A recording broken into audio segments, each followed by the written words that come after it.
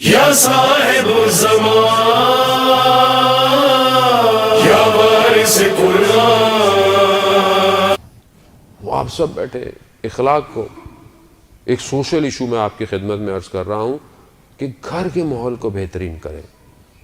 میں بار بار تاکید کرتا ہوں عزیزان محترم، گھر اچھا کریں، گھر کے ساتھ گفتگو اچھی کریں، اپنی زوجہ کو اہمیت دیں، اور زوجہ کے لیے بھی ہے ویسے کہ وہ بھی آپ کو اہمیت دے. یہ گھر اگر اچھا ہے تو یہ گھر ملائکہ کے لیے زمین میں تاروں کی طرح چمکے گا. اگر یہ گھر خراب ہے تو یہ جہنم میں لے کے جائے گا بہت سارے لوگوں کو. بہت سارے لوگ کہتے ہیں وہاں صاحب گھر جا ہی نہیں سکتا آدمی، جہنم بنا ہوا ہے گھر. گھر جاتے ہیں زوجہ پتہ نہیں کیا کیا شروع کر دیتی ہے، اس سے بہتر ہے بندہ باہر رہے. کیوں ہے ایسا؟ سکون کی جگہ ہونی چاہیے گھر. جب قرآن کہہ رہا ہم نے تم دونوں کو ایک دوسرے کے لیے سکون کے لیے بنایا ہے. مرد حضرات کا بھی مسئلہ ہے، وہ بھی سکون باہر ڈھونڈ رہے ہیں، کوئی آفس میں ڈھونڈ رہا ہے، کوئی انٹرنیٹ پہ ڈھونڈ رہا ہے. کتنی خواتین ہمیں کمپلین کرتی ہیں مولانا صاحب کیا کریں ہم، کسی اور سے باتیں کر رہے ہیں. کیا ہے یہ اسلام ہے؟ تعجب ہوتا ہے کہ متدین لوگ اپنے آپ کو اسلام اور سب لبادہ اوڑے ہوئے، اور کام کیسے ہمارے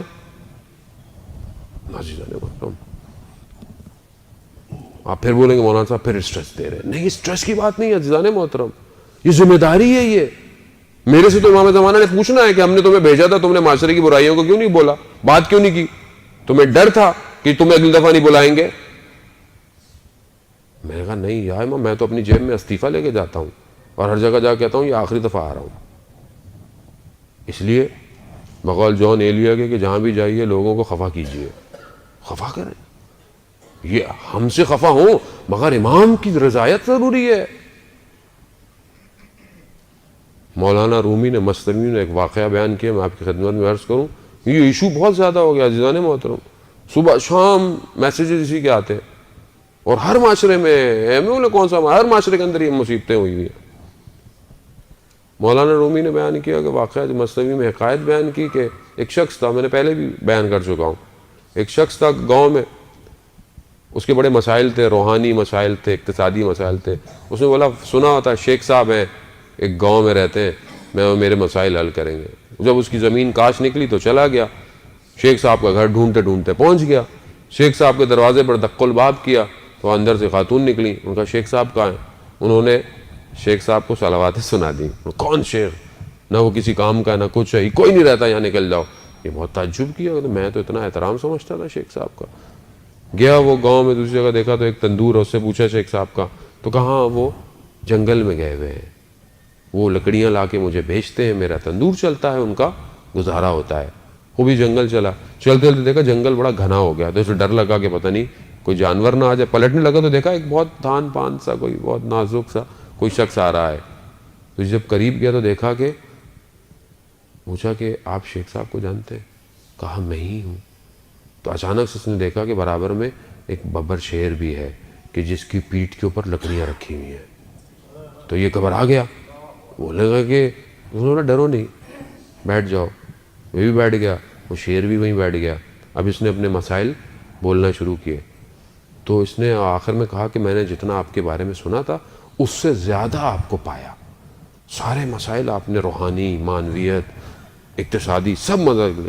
لیکن کہتا ہے شیخ صاحب مجھے ایک بات سمجھ میں نہیں آئی، میں آپ کے جو گھر گیا تھا، آپ کی جو گھر میں کام کرنے والی ہے بہت بدتمیز ہے. اس نے بڑھا نے آپ کے بارے میں کیا بولا؟ تو انہوں نے بولا کہ میاں صاحب آرام سے بات کیجئے، وہ ہماری زوجہ ہیں، ان کو تحمل کرتے ہیں تو جنگل کا شیر گھٹنے ٹیک کے بیٹھا ہوا ہے. تو اب آپ خوش مت ہوں، اصل میں آپ کی زوجہ بھی آپ کو برداشت کر رہی ہے. یہ دونوں کے لیے عزیزان محترم وہ تحمل، اسلام، صبر. گاڑی کے ویل بیلنسنگ کی ضرورت ہوتی ہے، بیلنس آؤٹ ہو جائے گاڑی ٹھک جائے گی کہیں نہ کہیں جا کے. خود دونوں ویل صحیح ہونے چاہیے. آپ ایک جگہ سٹیپنی لگا دیں گاڑی ٹیڑھی ہو جائے گی آپ کی. دونوں کو صحیح چلنا ہے. آپ اس کو برداشت کر رہے ہیں، وہ آپ کو برداشت کر رہی ہے. ایک وجود کو برداشت کرنا آسان ہے. آپ تو صبح شام باہر نکال کے ہوا کھا لیتے ہیں، وہ تو سارا دن گھر کے اندر ہے. جن کی زوجہ کام نہیں کرتی وہ تو گھر کے اندر ہے. اگر آپ اس کی زندگی اس کے اوپر سخت کر دیں، کہاں جائے وہ تو اپنے ماں باپ کا گھر چھوڑ کر آئی آپ کے لیے تھی، سارا دن آپ کے بچوں کی خدمت کرتی ہے، کچن میں سارا دن کھڑی رہے، پھر بھی آپ جا کے اخلاق، قدر، علی کے ماننے والے کیسے ہوتے ہیں کہ جب ان کی شادی ہوئی تو جب پہلی رات بی بی کے چہرے کو غمزدہ دیکھا تو مولا کائنات نے کیا کہا فاطمہ کیا ہوا؟ کہا مجھے باپ کے گھر سے آپ کے گھر پہ آنا یعنی منتقل ہونا مجھے اس دنیا سے قیامت کے انتقال کو یاد کروا رہا ہے۔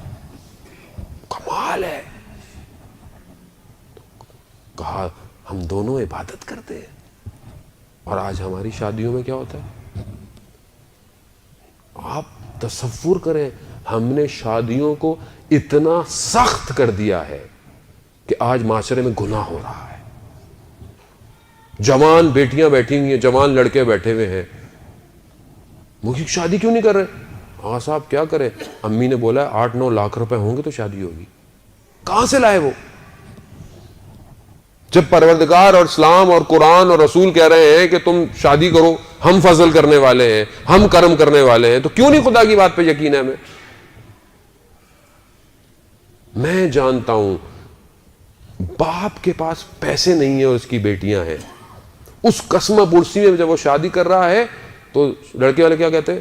بھائی ہمارا تو ایک ہی بیٹا ہے نا، دیکھیں ہم تو ایسے کریں گے۔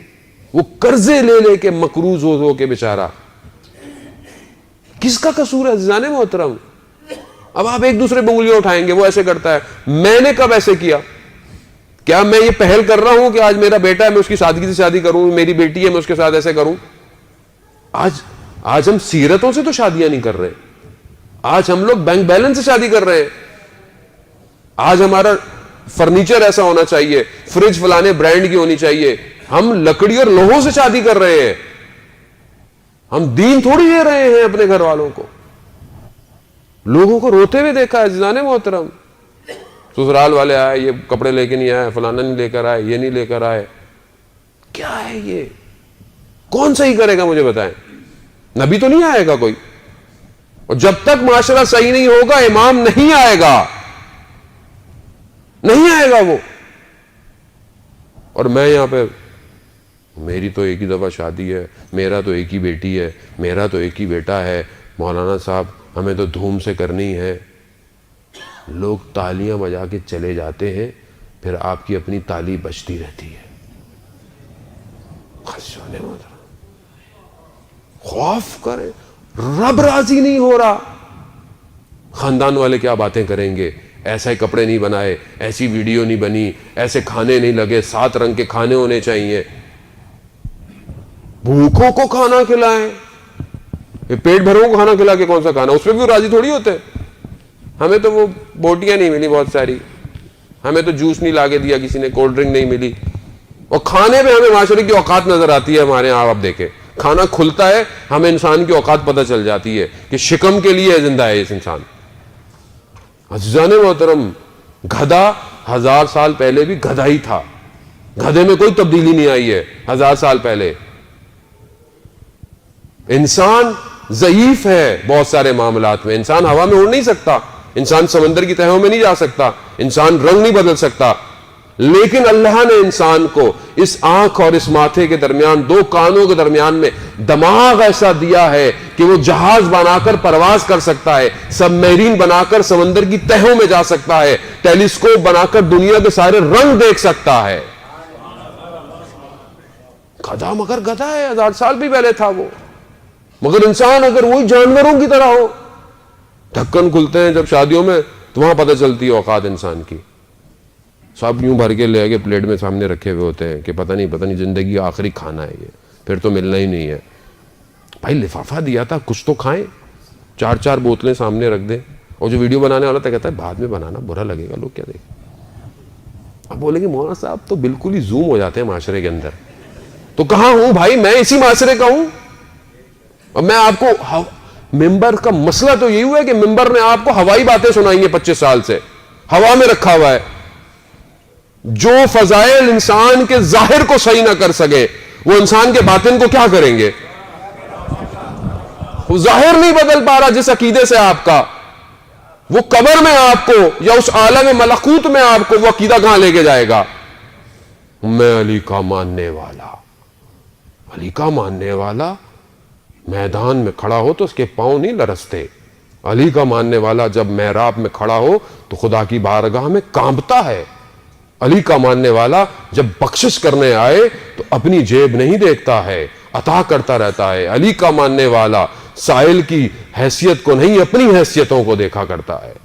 علی کا ماننے والا، وہ علی کا ماننے والا. جو میں آپ سے معذرت کے ساتھ، میرا قطعاً مقصد آپ کو دل آزاری یا آپ کا دل دکھانا نہیں ہے. آپ بہت اچھے ہیں، آپ کی محبت دلوں میں ولایت ہے تو آپ لوگ آئے ہوئے، ورنہ نہیں آتے. اہل بیت کو سننے ہیں، اہل بیت کی خاطر آئے، میری خاطر نہیں آئے ہیں آپ. لیکن اسی اہل بیت کی خاطر معاشرے کو بہترین کیجئے اور ہر چیزوں کو خود سولف کیجئے. اسی آخری جملے کے ساتھ کہ پروردگار ہمیں اس اقرا کے صدقے میں کہ جنہوں نے شب بعثت اپنے رسول کو سکھایا، اس اقرا کا ایک نقطہ ہماری زندگیوں میں ڈال دے تاکہ ہم اپنی زندگیوں میں لگیں کہ ہم اس رسول کے ماننے والے ہیں. صلوات بھیج دے محمد والے محمد، اللہم صلی علی محمد والے محمد.